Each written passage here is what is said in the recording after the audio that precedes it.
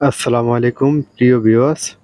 আপনারা যারা ছাদের উপরে কবুতর পালার চিন্তা ভাবনা করতেছেন, এই ভাই ছাদের উপরে কবুতর পালে দেখেন কত সুন্দরভাবে চতুর্পাশে নেট দিয়ে তারপর ছোট্ট করে একটা রুম করে দিছে। ওই রুমের ভিতরে কবুতরের খাঁচা বা খোপ যেটাই বলেন।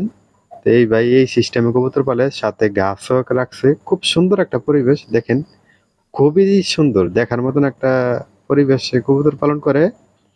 তা আপনারা চাইলে ছাদের উপরে ছোট করে এরকম সুন্দর সুন্দর কালারিং কবুতরগুলা পালতে পারেন।